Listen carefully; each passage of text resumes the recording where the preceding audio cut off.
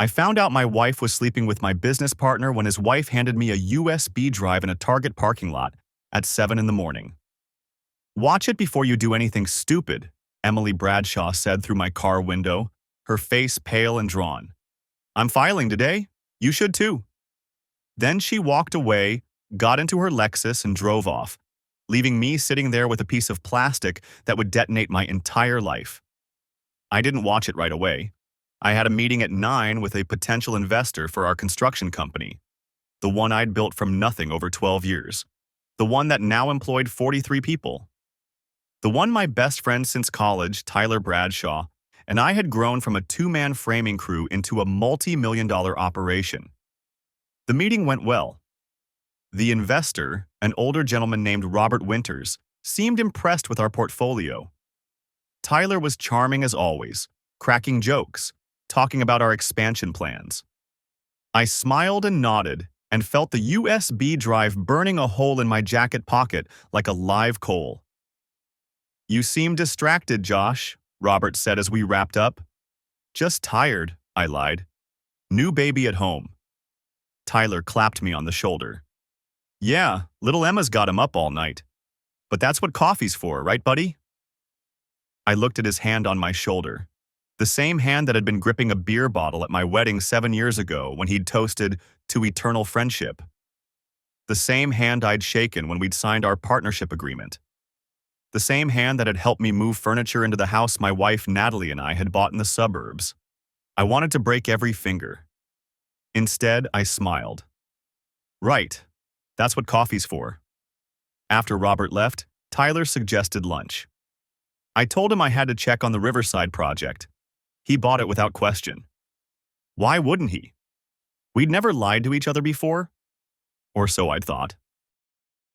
I drove to a coffee shop 3 towns over, somewhere nobody would recognize me, and sat in my truck in the back of the parking lot. My hands shook as I pulled out my laptop. The USB drive felt heavier than it should, like it was made of lead instead of plastic. Part of me wanted to throw it away. Drive to the nearest lake and chuck it into the water and pretend Emily Bradshaw had never approached me. Go home to Natalie and our 6-month-old daughter and keep living in blissful ignorance. But I'd built a successful business by facing problems head-on, not running from them. And deep down, in a place I didn't want to acknowledge, things had been clicking into place. Natalie's late nights at the gym. Tyler's sudden interest in hot yoga, the same studio where Natalie had a membership. The way they'd both seemed too casual around each other at our 4th of July barbecue, like actors who'd rehearsed their blocking. I plugged in the drive. There were dozens of files, videos, screenshots of text messages, photos, all meticulously labeled with dates and times. Emily had been thorough. She'd been collecting evidence for months. I started with the texts. They went back almost a year. Tyler. Can't stop thinking about yesterday. Natalie. Me either. When can we do it again? Tyler. Em's taking the kids to her mom's this weekend. Natalie. Josh has that conference in Atlanta. I'll tell the babysitter I need her Saturday night. My vision blurred. I had to read it 3 times before the words made sense. That Atlanta conference had been in February. Emma was only a month old. Natalie had told me she needed a night to herself, that new motherhood was overwhelming. I'd felt guilty for traveling so much, so I'd hired a sitter and told her to relax, take care of herself. She'd taken care of herself, all right. I scrolled through months of messages, plans and logistics, stolen afternoons at cheap hotels, complaints about their spouses, about me. About how I worked too much, how I was always tired, how I didn't see her anymore. Tyler. Just leave him. We could make this work. Natalie. Not until the business is more stable. He'd take half of everything. Tyler. What if I bought him out? Natalie. With what money? No, we wait. Another year, maybe 2. Then we'll have options. I had to get out of the truck. I stumbled to a trash can and dry heaved, my breakfast threatening to make a reappearance. A woman walking her dog gave me a concerned look, and I waved her off. Back in the truck, I forced myself to keep reading. To see all of it. They'd been planning. Not just an affair, but an exit strategy. Tyler wanted to force me out of the company we'd built together. Natalie wanted to wait until our finances were better so she could maximize her divorce settlement. They'd discussed custody arrangements for Emma. They'd talked about moving to Colorado, starting fresh. They'd mapped out a future that erased me completely. The videos were worse. Emily had apparently installed some kind of monitoring software on Tyler's phone.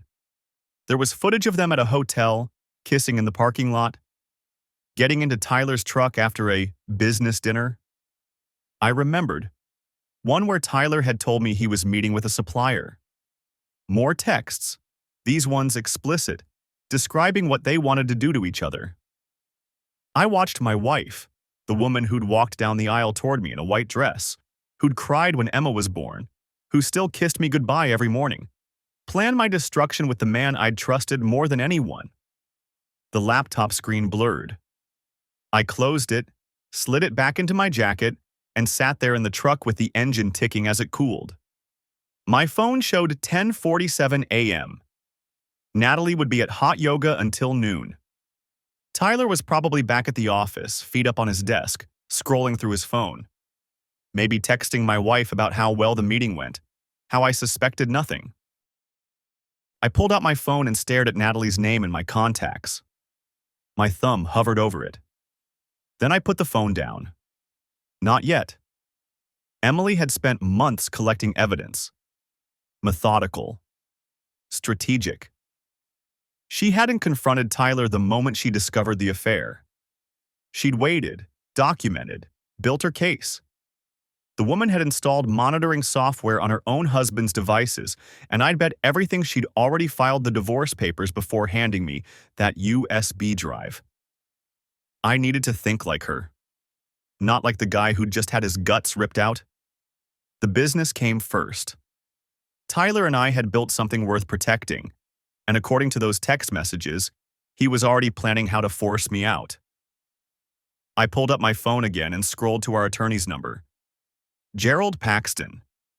He'd handled all our contracts, our partnership agreement, the incorporation documents.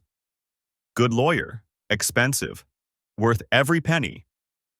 He answered on the second ring. Josh, what can I do for you? I need to see you today, this afternoon if possible. I've got a 2 o'clock that should wrap by 3. Can you make 3:30? I'll be there. What's this about? Partnership dissolution.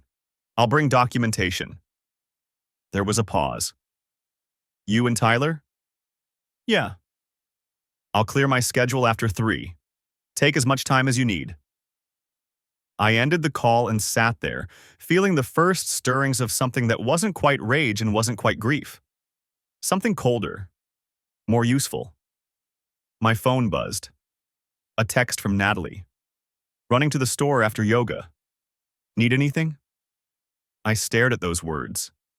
The casual domesticity of them. The absolute normalcy.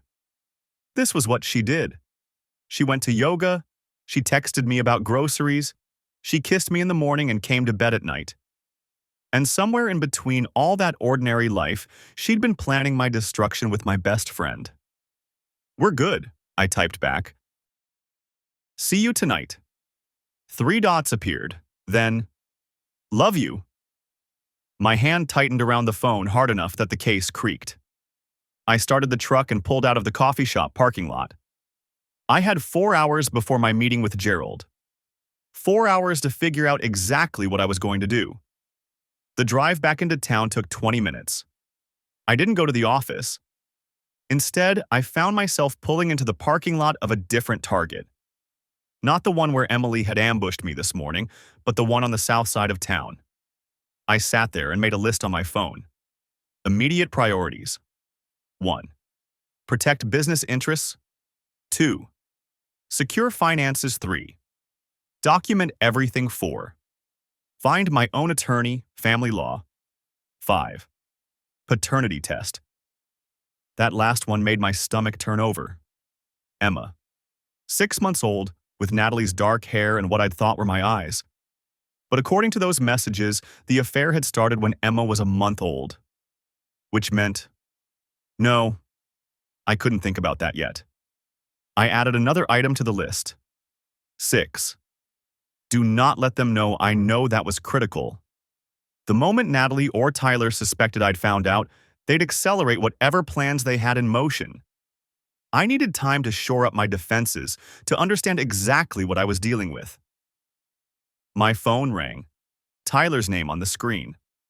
I let it ring 3 times before I answered, using those seconds to push everything down into a locked box somewhere behind my sternum. Hey, I said. My voice sounded normal. Amazing. Where'd you disappear to? Winters wanted to grab lunch, but you'd already taken off. Had some errands to run. What did he say after I left? He's in. Wants to move forward with the full investment package. I told him we'd have preliminary numbers to him by end of week. Good. That's good. You sound weird. Everything okay? I watched a woman push a shopping cart across the parking lot, a toddler in the seat kicking his legs. Normal people doing normal things. Yeah, just thinking about the expansion timeline. It's a lot of moving pieces. We've handled bigger. Listen, Emily's got something tonight, so I'm free if you want to grab a beer and hammer out the details. Emily's got something tonight. I wondered if that thing was meeting with her own attorney, signing papers, preparing to burn Tyler's life to the ground. Can't. Natalie's got a headache, so I'm on baby duty. Right. Tomorrow then. Sure. He hung up. I sat there holding the phone, thinking about 12 years of friendship. College roommates who decided to start a business with nothing but ambition and a truck we'd bought used. Late nights working on job sites, learning as we went. His wedding, where I'd been best man. Mine, where he'd returned the favor. The day Emma was born, when he'd shown up at the hospital with flowers and that stupid teddy bear that was too big for the crib. All of it a lie. Or not a lie, exactly. Just something that had stopped mattering to him somewhere along the way. I pulled up my contacts again and scrolled past Natalie's name, past Tyler's, until I found what I was looking for. Dennis Kowalski. We'd gone to high school together, lost touch for years, then reconnected at a reunion 5 years back. He was a private investigator now, specializing in corporate fraud and domestic cases. I'd made fun of him for it at the time. Like those old detective movies? I'd said, laughing. He'd shrugged. People lie. I document the truth. Pays well. I hit dial. Dennis Kowalski. Dennis, it's Josh Brennan from Lincoln High. Josh. Man, it's been what, 2 years? How's business? Business is good. I need your help with something. His tone shifted immediately, professional. What kind of something? The domestic kind. My wife's having an affair with my business partner. I've got evidence, but I need more. Everything you can find. Jesus, I'm sorry. Don't be sorry, just tell me you can help. Yeah, I can help. When can you meet? I checked the time. 11:23. I've got an appointment at 3:30. Can you do 1 o'clock? I'll make it work. My office or somewhere else? Somewhere else. You know the diner on Route 9? The one that looks like a train car? Millie's. I'll be there. I ended the call and added Dennis to my list. The locked box behind my sternum was getting heavier, but I kept everything pressed down tight. There would be time to fall apart later. Right now, I needed to be the guy who'd built a company from nothing. Strategic, methodical, ruthless. My phone buzzed again. This time it was a photo from Natalie. Emma in her crib, awake and grinning at the camera, one fist shoved in her mouth. Someone's happy today. I looked at that picture for a long time. At her dark eyes and the way her hair stuck up and back. At the dimple in her left cheek that showed when she smiled.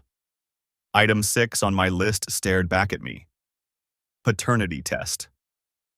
I saved the photo and typed back, "She's perfect." Because whatever else was true, whatever I was about to discover, Emma was 6 months old and she knew my voice.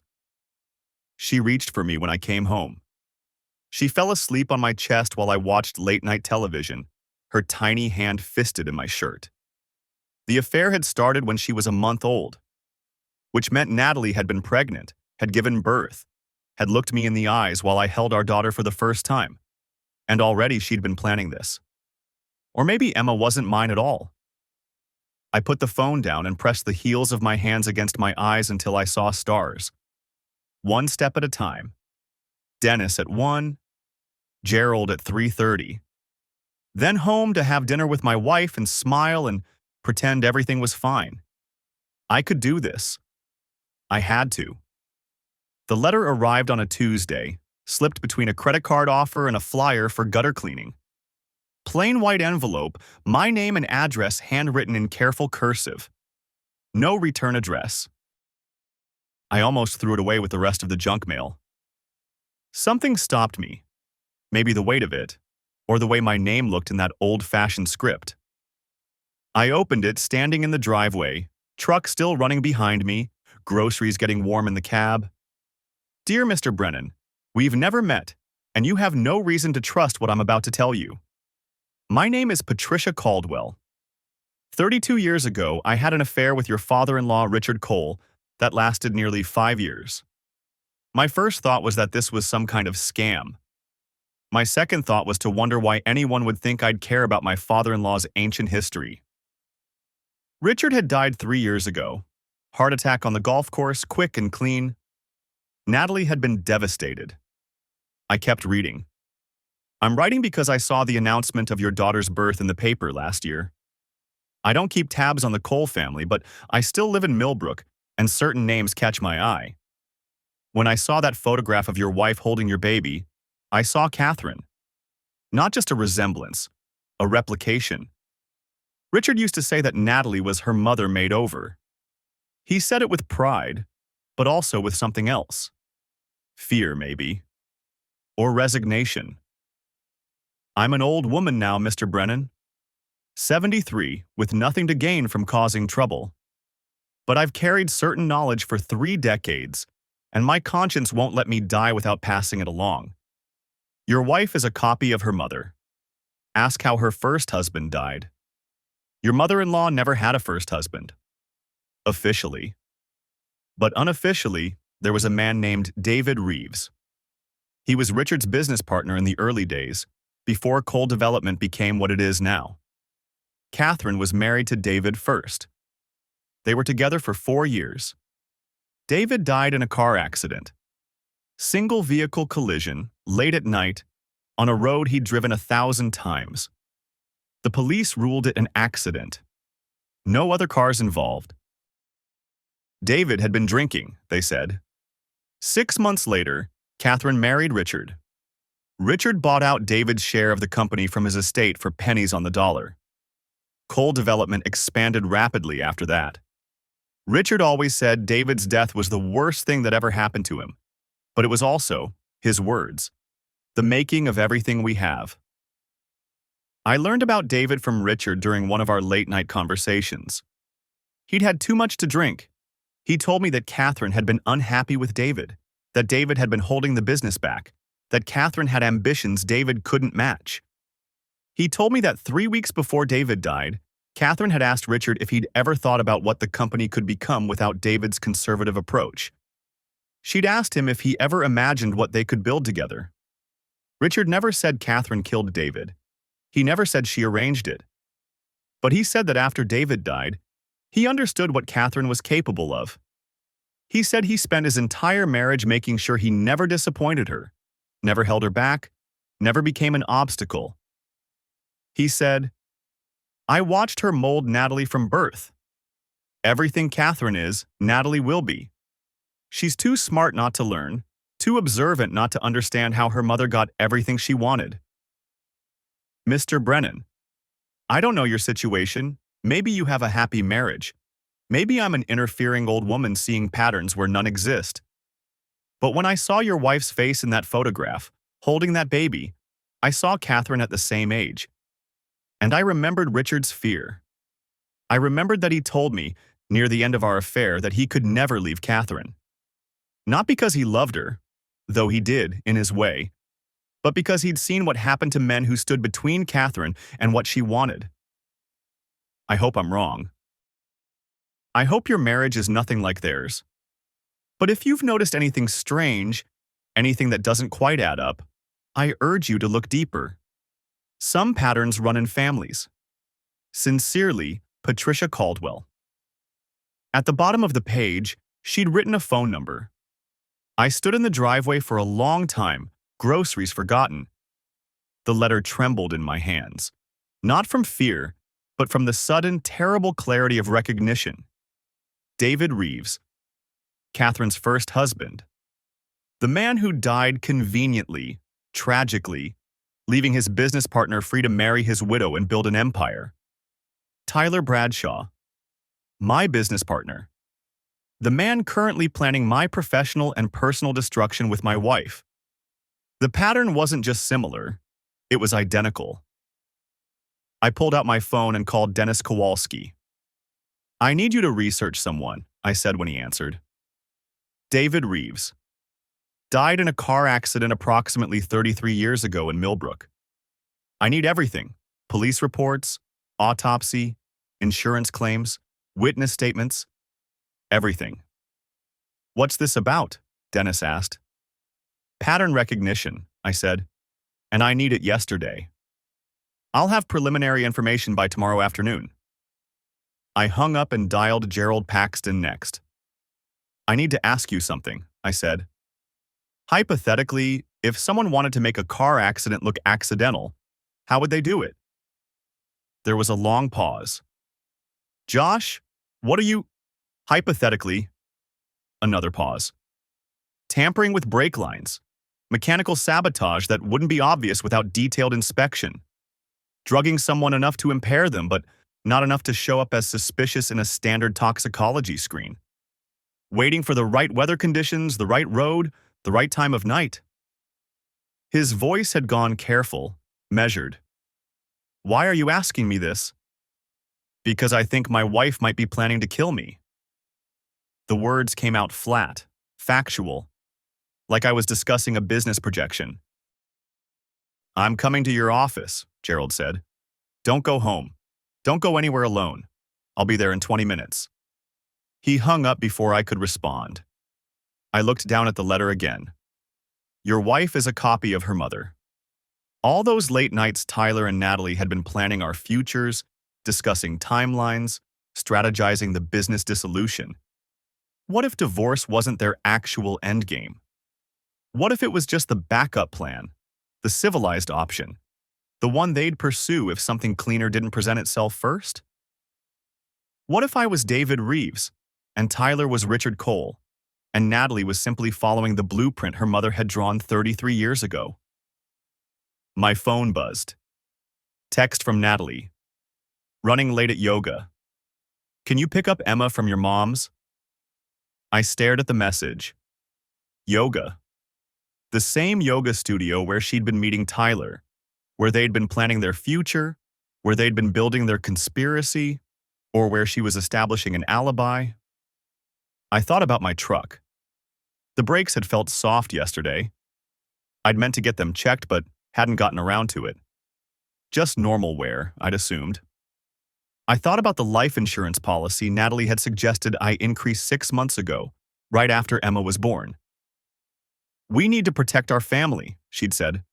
What if something happened to you? I'd increased it to $2 million. Double indemnity for accidental death. $4 million. Plus my half of the business. Plus the house, the assets, everything. And Tyler, conveniently positioned to buy out my share of the company from my estate. To comfort my widow. To step into the life we'd built, the same way Richard Cole had stepped into David Reeves's life. The grocery bags could wait. I got back in my truck, started the engine, and drove very carefully, testing the brakes every few hundred feet, to Gerald Paxton's office. Behind me, in the mailbox, The rest of the junk mail fluttered in the breeze. But Patricia Caldwell's letter was in my jacket pocket, pressed against my chest like evidence in a trial that hadn't started yet. A trial where the defendant didn't know she'd already been caught, where the victim wasn't dead yet, and where the pattern, once seen, couldn't be unseen. I drove to Gerald Paxton's office like I was transporting nitroglycerin. Every tap of the brake pedal sent my pulse spiking. Every red light felt like a potential death sentence. The truck stopped fine. Same as it had yesterday and the day before that. Maybe I was losing my mind. Maybe Patricia Caldwell was a delusional old woman weaving conspiracy theories from coincidence and ancient grudges. Maybe my wife was just a cheater, not a murderer. But David Reeves had died in a car accident, and my brakes had felt soft. I parked in the structure across from Gerald's building and sat for a moment, hands still gripping the wheel. Through the windshield, downtown traffic moved in its usual patterns. People walked to meetings, grabbed coffee, lived their ordinary Thursday mornings. None of them knew their business partner was planning to destroy them. None of them suspected their spouse might be planning something worse than divorce. Or maybe they did. Maybe every third person on that sidewalk was performing the same desperate pantomime I was, smiling through catastrophe, maintaining appearances while their foundation crumbled. My phone buzzed. Natalie, how's your morning going? Emma's being fussy, thinks she's teething. I stared at the message. Was this genuine? Was she actually home with our daughter, dealing with normal parenting problems? Or was this carefully crafted alibi, time-stamped evidence that she was nowhere near whatever accident might be waiting for me? Morning's fine. Give her the frozen teether. Should be in the freezer. Found it. You're the best. Love you. 3 words that used to mean everything. Now they felt like a serial killer's signature. I pocketed the phone and headed inside. Gerald's assistant showed me straight back. He was already standing, jacket off, sleeves rolled up, his working configuration. Good timing, he said. I've been digging into partnership dissolution scenarios all morning. He gestured to his desk, which was covered in printouts of the partnership agreement, business valuation documents, and pages of handwritten notes. But before we get into that, you look like hell. What happened? I handed him Patricia Caldwell's letter. He read it slowly, his expression shifting from puzzlement to concern to something harder to define. When he finished, he set it down carefully and looked at me over his reading glasses. This is quite an allegation. I know. Do you believe it? I don't know what I believe anymore. I sat down without being invited. But I checked. Catherine Cole was married before Richard. To David Reeves. He died in a car accident in 1987. Richard bought his share of their company 6 months later from Catherine, who inherited it. The purchase price was $73,000 for half of a business that was appraised at $400,000 the previous year. Gerald's eyebrows rose. That's quite a discount. Fire sale prices. Catherine wanted to move on, apparently. Start fresh with her new husband. And you think, I think my truck's brakes felt soft 2 days ago. I think Natalie convinced me to increase my life insurance to $2 million 3 months ago. I think Tyler is perfectly positioned to buy my share of the company from my estate at whatever price he and Natalie agree on. And I think my wife texted me about being late at yoga yesterday right around the time my brakes felt wrong. Gerald was quiet for a long moment. Then he stood and walked to his window, looking down at the street below. I'm going to say something, and I need you to hear it as legal counsel, not as judgment. He turned back to face me. What you're describing could be paranoia born from the shock of discovering infidelity. The mind looks for patterns, tries to make sense of betrayal. It's natural to, I know how it sounds. But, he continued, I've been practicing law for 28 years. I've seen patterns too. And I've learned that when someone shows you who they are, you should believe them. He picked up the letter again. Natalie has demonstrated she's capable of elaborate deception. She's been planning this affair and business manipulation for at least a year. She's lied to your face every single day.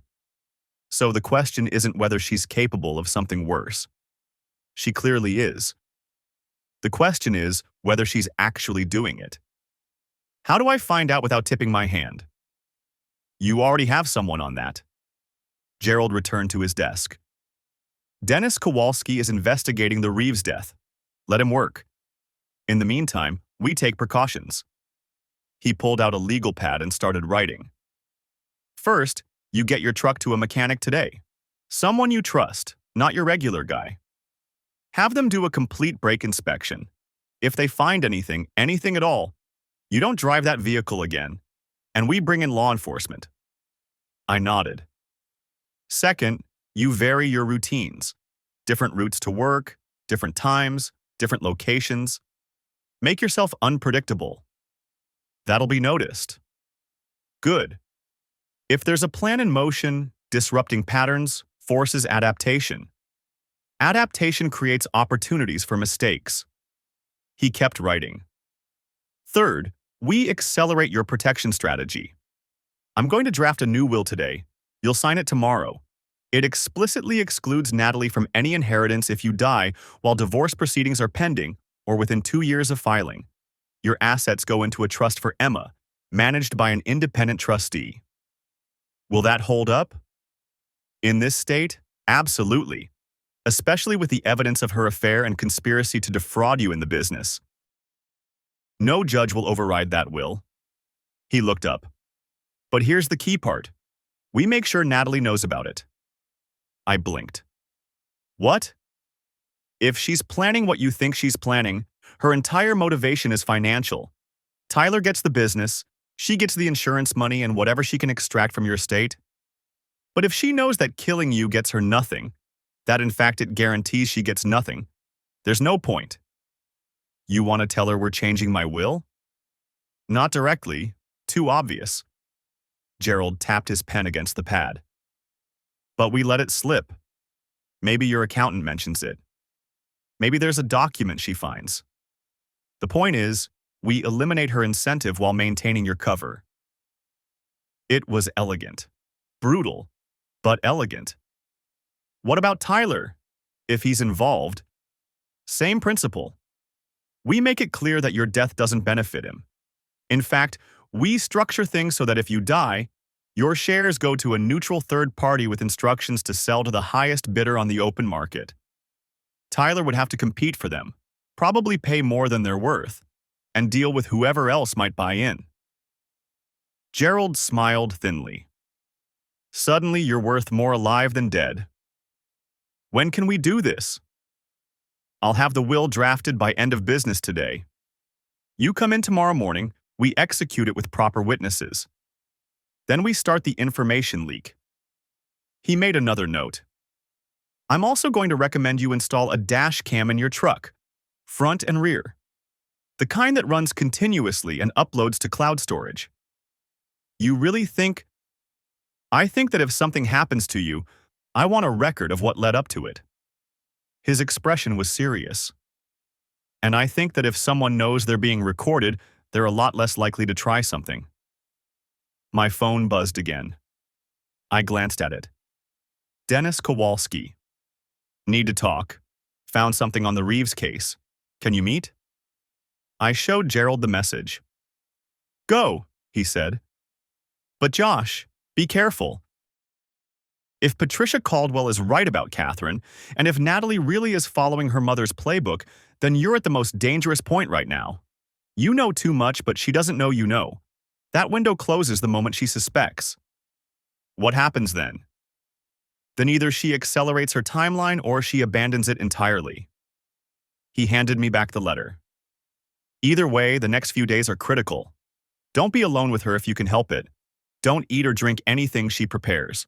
Don't get in a vehicle she's had access to. And for God's sake, don't confront her until we have everything in place. I stood to leave, then paused. What if I'm wrong? What if she's just a cheater, and I'm building this whole conspiracy in my head?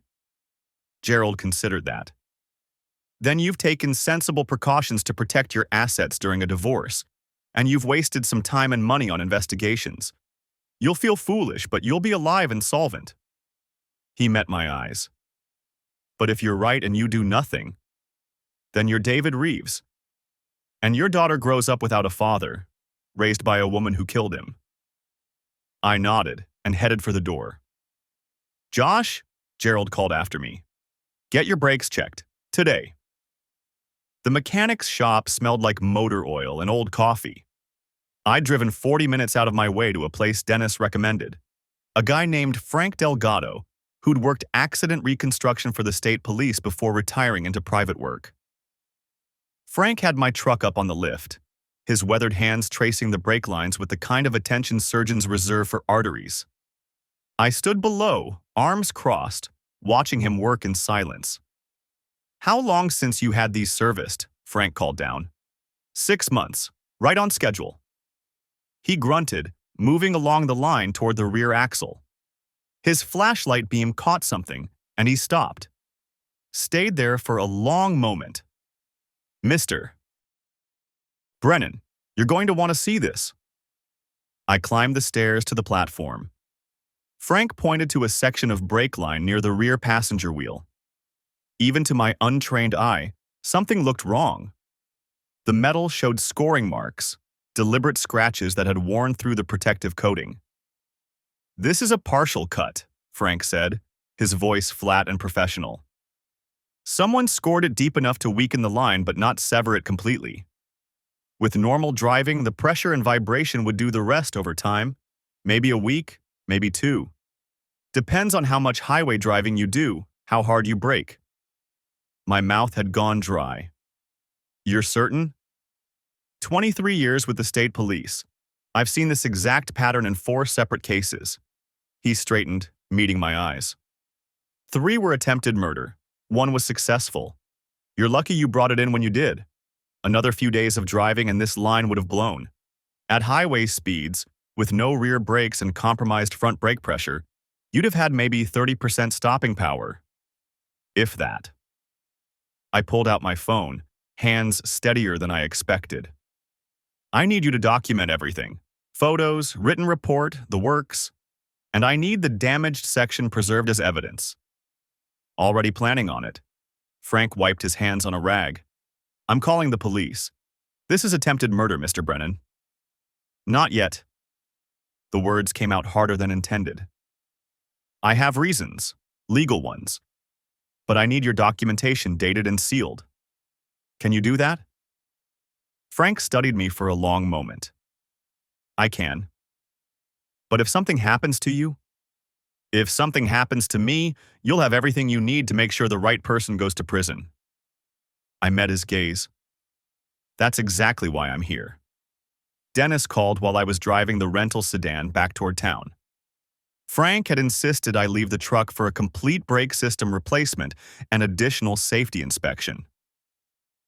David Reeves, Dennis said without preamble, died March 15, 1991. Single vehicle accident on Route 47, approximately 2 miles from his home. Brake failure was cited as the cause. Vehicle went off the road at high speed, hit a tree. He died on impact. I pulled into an empty church parking lot, put the car in park. Brake failure. According to the police report, the brake line had corroded and ruptured. The vehicle was a 1987 Ford Taurus, 5 years old at the time. The investigating officer noted that salt damage from winter roads was common for that era and model. Dennis paused. But here's what's interesting. I found the original mechanic's statement. Guy named Lou Peterson ran a shop in town. He'd serviced that vehicle 3 weeks before the accident. Replaced the oil, rotated the tires, and specifically noted that he'd inspected the brake lines and found them in good condition. 3 weeks. 3 weeks. Lou Peterson died in 1998, but I tracked down his son. He still has his father's old business records in storage. I'm meeting him tomorrow to review the service logs. What about the insurance investigation? That's where it gets messier. The insurance company initially flagged the claim for additional investigation. David Reeves had a $2 million life insurance policy. He'd increased it from $500,000 just 4 months before his death. The number hit me like a fist. $2 million. The exact amount Natalie had convinced me to increase mine to. The investigation concluded it was accidental, Dennis continued. But the file notes show the investigator had concerns. He documented that Catherine Reeves, she wasn't Catherine Cole yet, had been unusually insistent about the payout timeline. She'd also consulted 3 different attorneys about the policy terms before her husband's death. Let me guess, 6 months later she married Richard Cole. 5 months. And here's the detail that really stands out. Richard Cole bought David Reeves's 50% share of their construction company from Catherine for $200,000. The company's tax returns from that year show it was worth approximately $1.8 million. Catherine sold a $900,000 asset for $200,000. Because she'd already gotten $2 million from the life insurance, she didn't need to fight for fair value. She just needed to look like a grieving widow moving on. That's my read. And Richard Cole got a thriving company for a fraction of its value, plus the woman he'd been having an affair with. Dennis's voice carried a grim satisfaction. Patricia Caldwell's timeline checks out. She broke off her relationship with Richard Cole in April of 1991, 1 month after David Reeves died. She told me she couldn't stomach what she suspected. I watched a young mother shepherd 2 small children across the parking lot toward the church entrance. Normal life, continuing all around me while I sat in a borrowed car discussing murder plots that spanned generations. Josh, there's one more thing, Dennis's tone shifted. I pulled Tyler Bradshaw's financial records. He's been meeting with a business acquisition consultant, guy named Paul Vega, who specializes in hostile takeovers of small to mid-size companies. When did these meetings start? First consultation was 11 months ago, right around the time the affair began, based on Emily's evidence.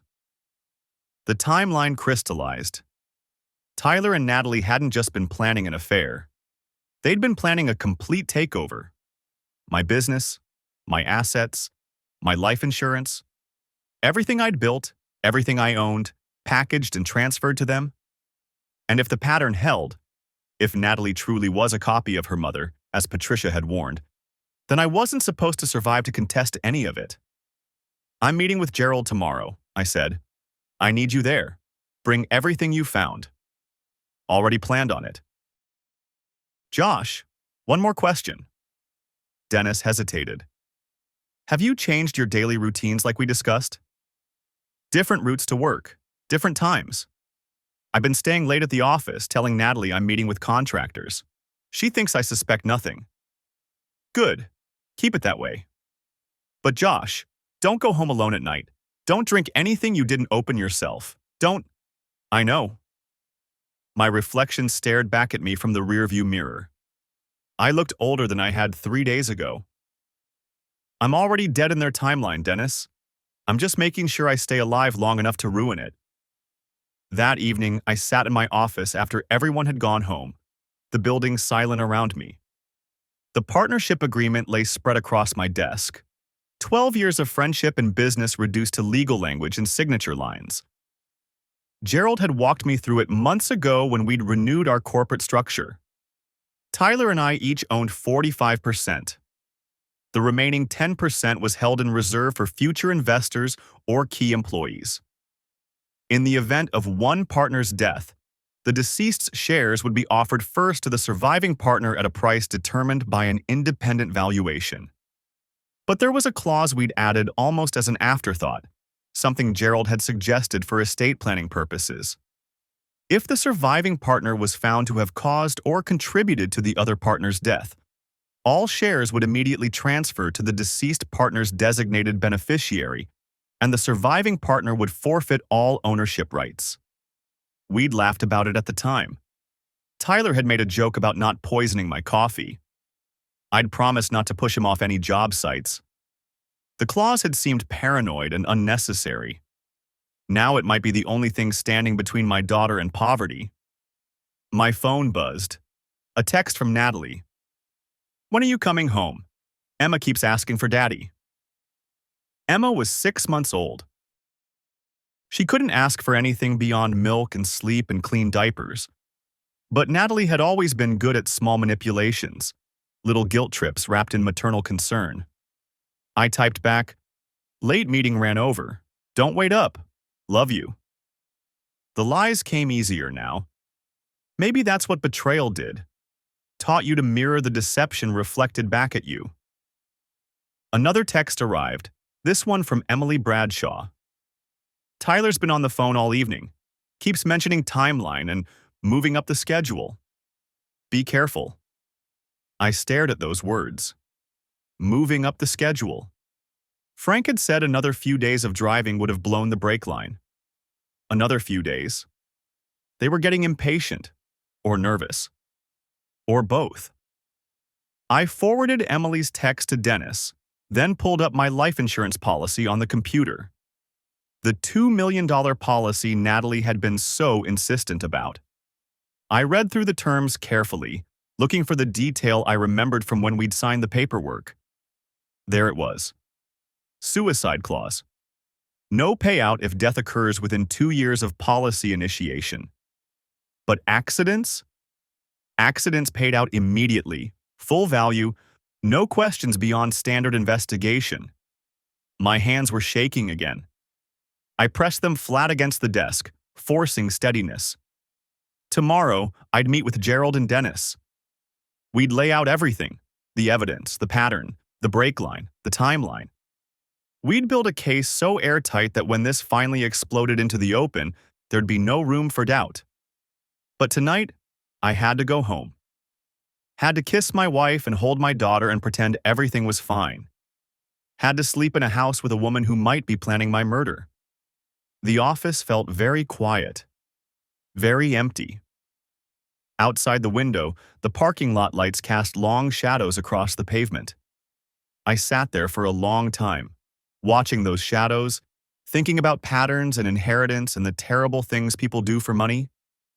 Finally, I stood, locked the partnership agreement in my desk drawer, turned off the lights, and drove home to my family, taking side streets the whole way, checking my mirrors constantly, my new brakes solid and sure beneath my feet. The conference room smelled like stale coffee and leather when I walked in Tuesday morning. Dennis sat across from Gerald, a manila folder open between them. Neither man smiled. "Your wife made a phone call yesterday," Dennis said without preamble. 47 minutes. We couldn't get audio, but the number traces to a burner phone purchased in Pennsylvania 3 weeks ago. Pennsylvania, where Catherine Cole lived in her dead husband's house. Right after I told Natalie I was taking Emma to my mother's for the weekend, I said. Gerald tapped his pen against his legal pad. The timing suggests coordination.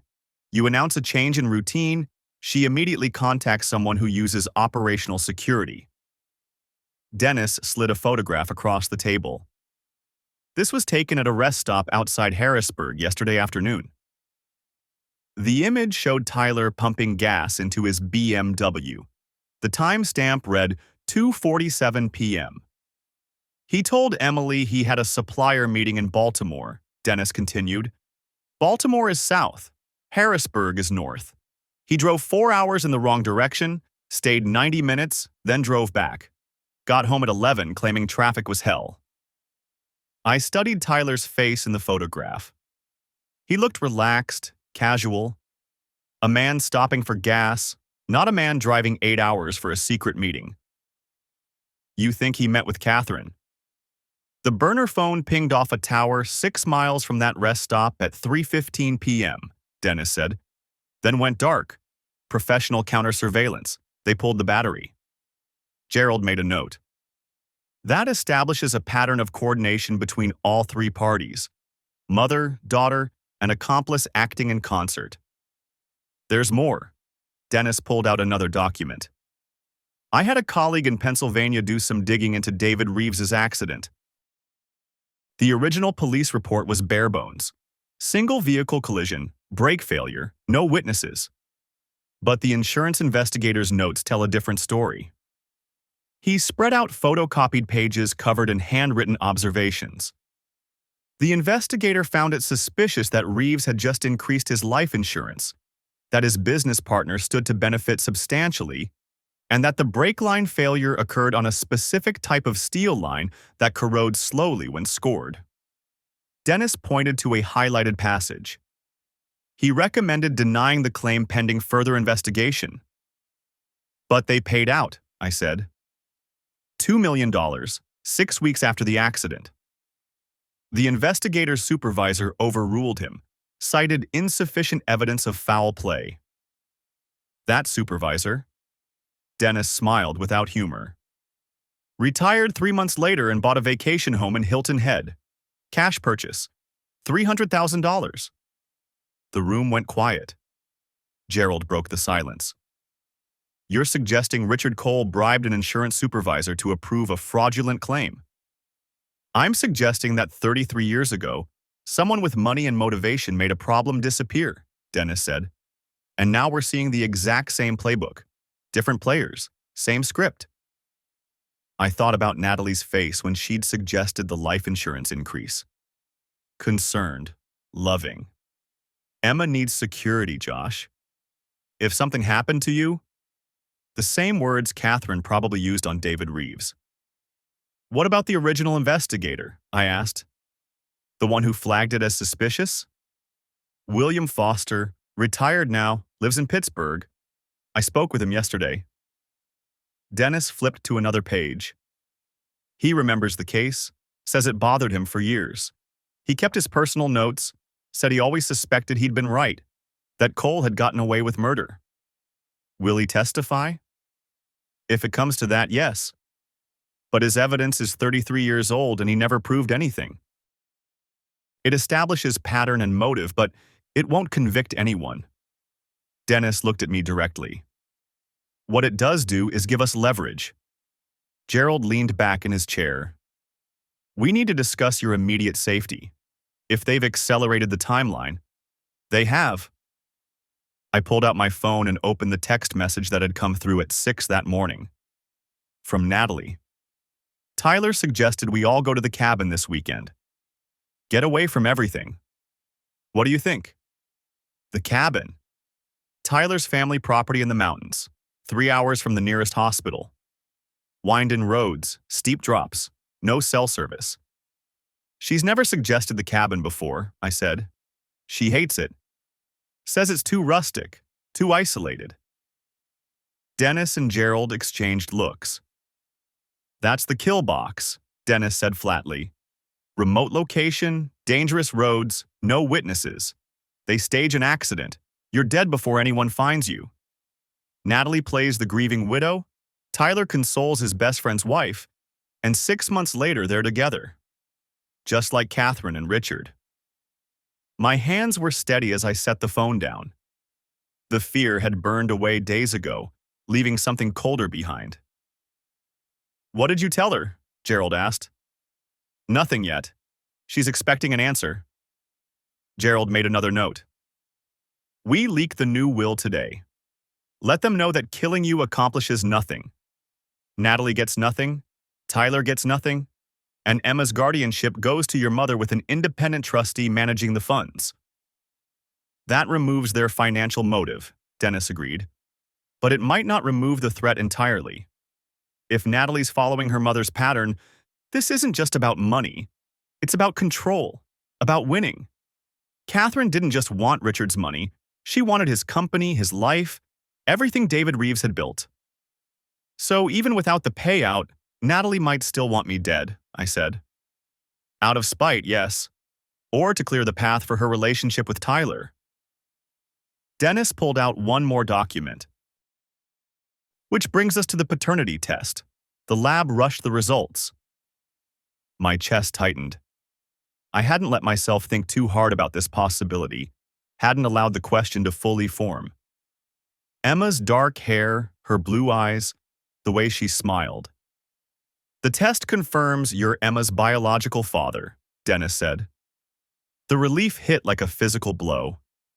I exhaled slowly, feeling something unknot in my chest.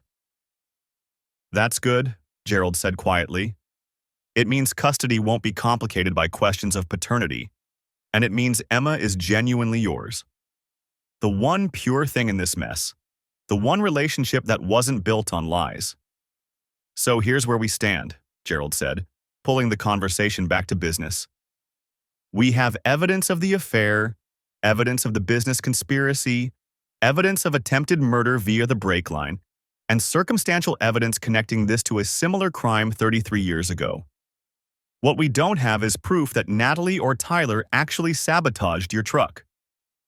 The mechanic confirmed it was deliberate, I said. But he can't prove who did it. No cameras in your driveway, no witnesses. Any decent defense attorney will argue it could have been anyone. Road debris, corrosion, coincidence. Except it's not coincidence when the exact same thing killed David Reeves. Pattern evidence helps us, but it's not conclusive. Gerald tapped his pen again, a nervous habit I'd noticed over the past week. What we need is for them to incriminate themselves. A confession, a recorded conversation, something concrete. Dennis nodded slowly. The cabin weekend could give us that opportunity. I looked at him. You want me to go? I want you to appear to agree to go while we wire you and position surveillance. If they're planning to kill you this weekend, they'll have to discuss logistics. That's when people get sloppy, when they think they're close to success. You're suggesting I put myself in a remote location with two people who want me dead, hoping they'll confess on tape before they actually kill me. I'm suggesting we create a controlled scenario where they believe they have the advantage, while we maintain actual control. Dennis pulled out a map of the mountain area. We'll have people positioned here, here, and here. You'll have a panic button. At the first sign of actual danger, we extract you. Gerald frowned. That's an enormous risk. Everything about this situation is risk, I said. They've already tried once. If we don't stop them now, they'll just try again. And next time, I might not notice the brake line. There's another option, Gerald said carefully. We file for divorce immediately, seek a restraining order based on the attempted murder evidence, and let the criminal investigation proceed separately. You'd be safe. The business would be protected. And Natalie walks away claiming she knew nothing about the brake line. Tyler says he was just having an affair, and Catherine remains untouchable in Pennsylvania. I shook my head. No, they don't get to walk away from this. Dennis studied me for a long moment. You want justice. I want them to pay for what they've done, for what Catherine did to David Reeves, for what they tried to do to me. I met his eyes. And I want to make sure they never do this to anyone else. The room fell silent again. Outside, traffic hummed past on the street below. Normal people going to normal jobs, living normal lives where their wives didn't plot murder and their best friends didn't betray them. Finally, Gerald sighed. If we do this, we do it carefully. Full surveillance, multiple backup plans, and we abort at the first sign that things are going sideways. Agreed, Dennis said. I looked at my phone, at Natalie's text still glowing on the screen. What do you think? I thought about Emma, safe with my mother. About the life insurance policy with Natalie's name carefully removed. About David Reeves dying on a mountain road while Catherine waited at home, already planning her next move. I picked up the phone and typed my response. Sounds perfect. Let's do it. The cabin sat at the end of a gravel road that wound through pine trees like a question mark. I pulled the rental sedan into the clearing Friday evening, gravel crunching under the tires. Tyler's BMW was already there, and through the window I could see Natalie moving around inside, unpacking groceries. Playing house in my coffin. The wire taped to my chest itched.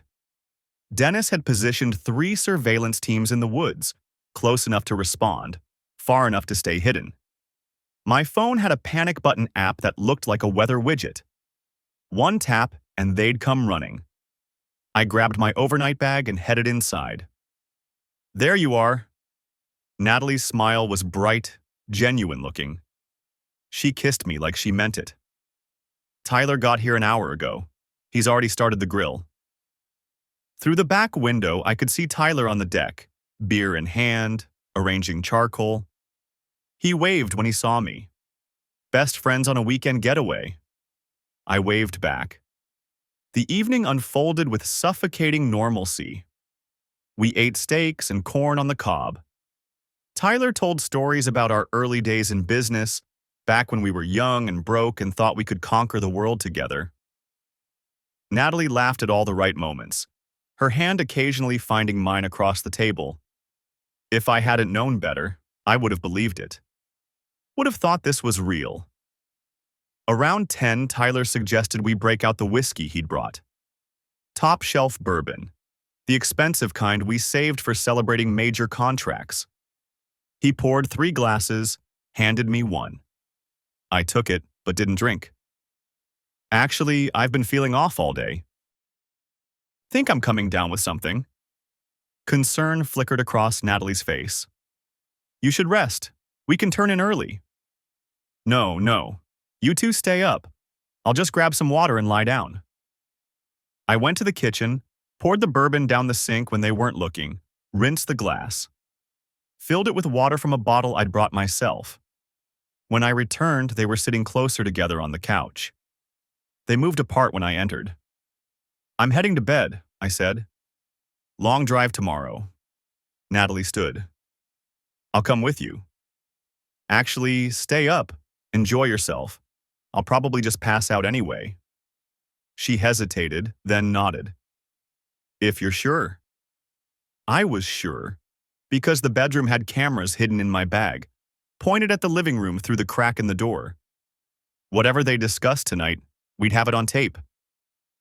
I lay in the dark bedroom, listening through the earpiece Dennis had given me.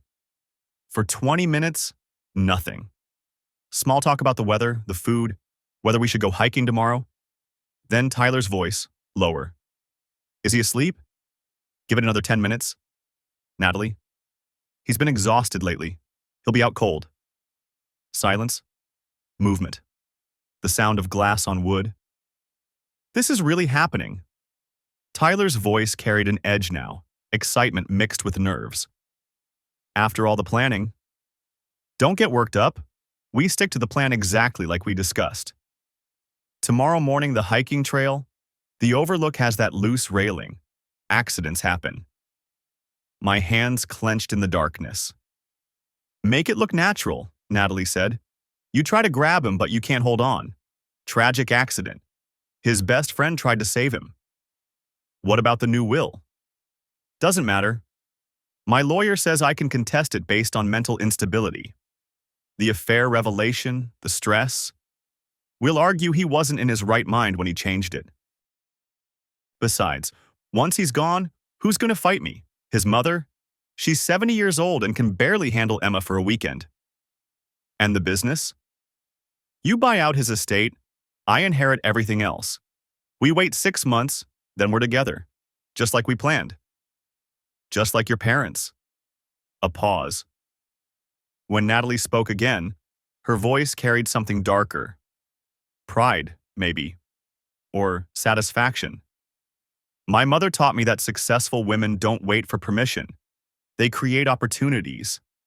David Reeves was holding her back, so she removed the obstacle. Richard understood that. He benefited from it. They built an empire together. You never told me she actually killed him. She never said she did, but I'm not stupid. I figured it out when I was 16. Found the insurance investigator's report in her files.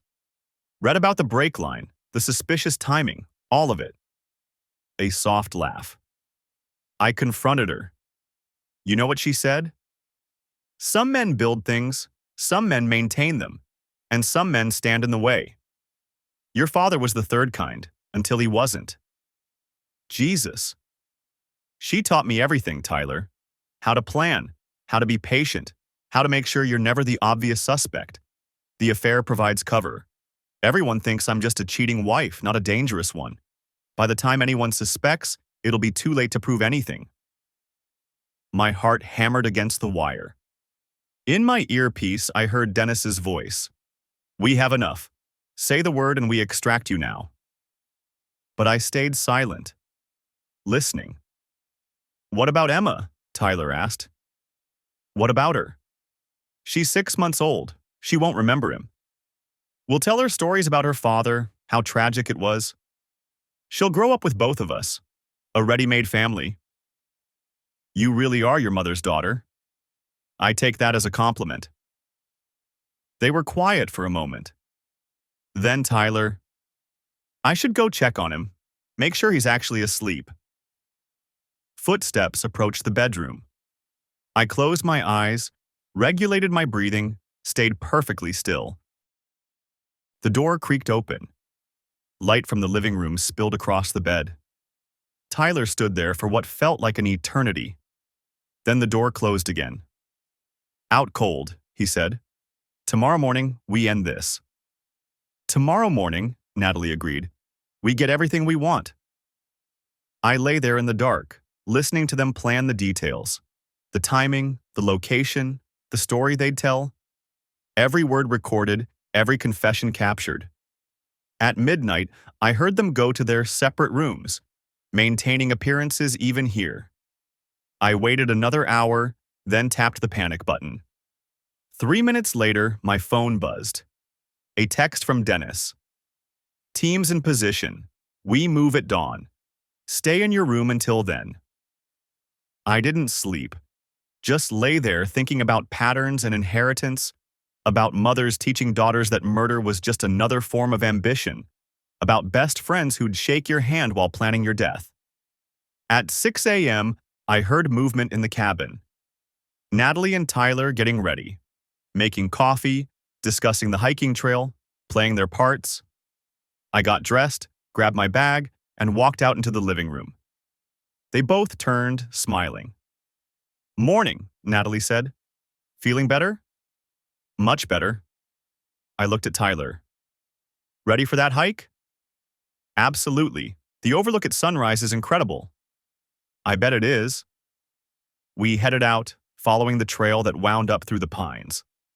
The morning was cold, mist hanging in the valleys below. Beautiful, if you didn't know what was supposed to happen here.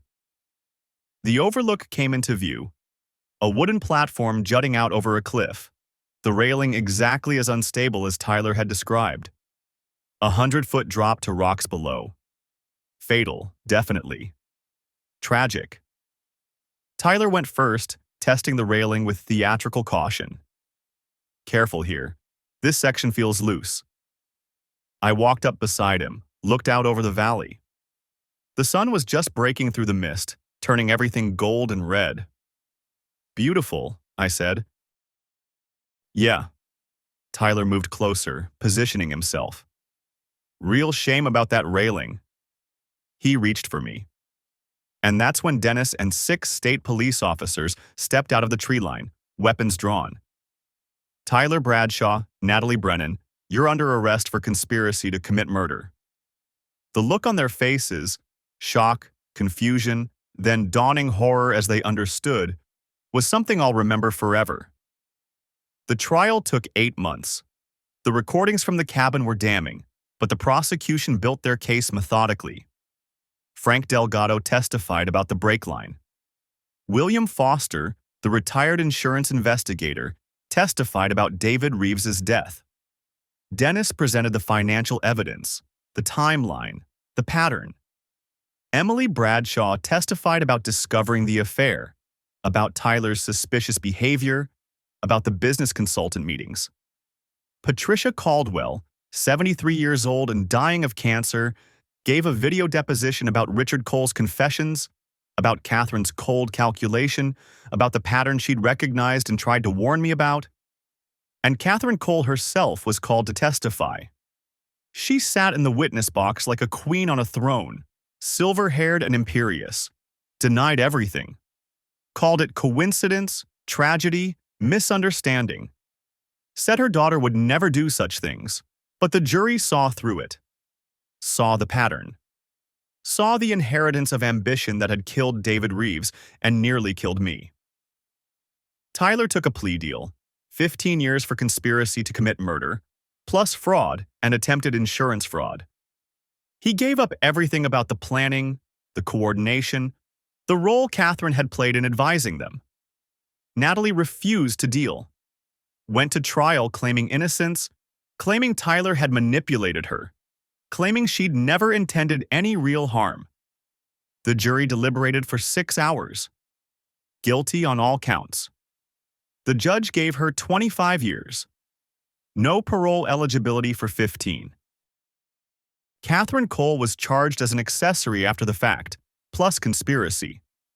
At 76 years old, she'll likely die in prison. The evidence linking her to David Reeves's death was circumstantial, but combined with her role in advising Tyler and Natalie, it was enough.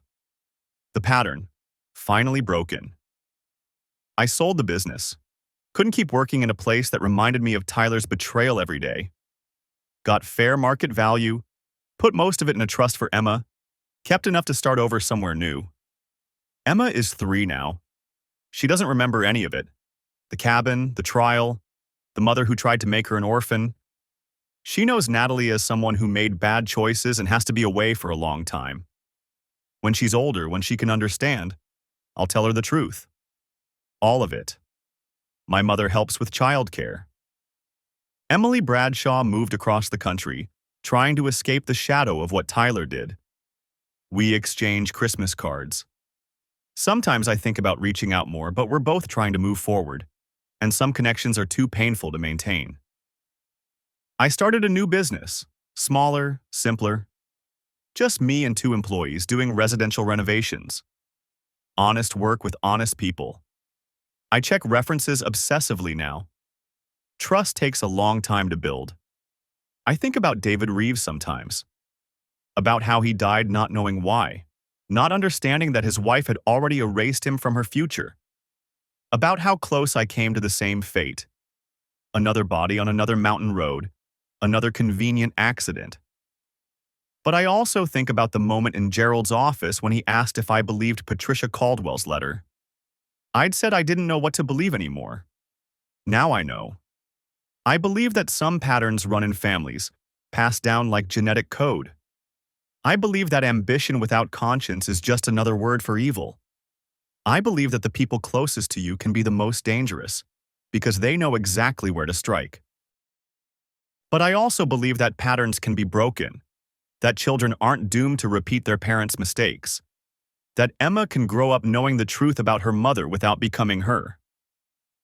I believe that sometimes the only way to survive is to see people clearly, not as you wish they were, but as they actually are. And I believe that the best revenge isn't destruction, it's survival. Building a new life, a better life, on the ashes of the one they tried to take from you. Emma calls from the backyard, wanting me to push her on the swing. I close my laptop. I've been writing this all down, a record for her when she's old enough to understand, and head outside. The afternoon sun is warm. Emma laughs as the swing goes higher. She's fearless, trusting that I'll catch her if she falls. And I will. Always. Because that's what fathers do. We protect our children from the darkness, especially the darkness that runs in their blood. We teach them that they can be better than their inheritance, stronger than their patterns. We teach them that the past doesn't have to be prologue. Emma shouts, "Higher, Daddy! Higher!" I push the swing, watching her soar against the blue sky, and think about how close we came to losing this. These ordinary moments, this ordinary life. It's enough. More than enough. It's everything.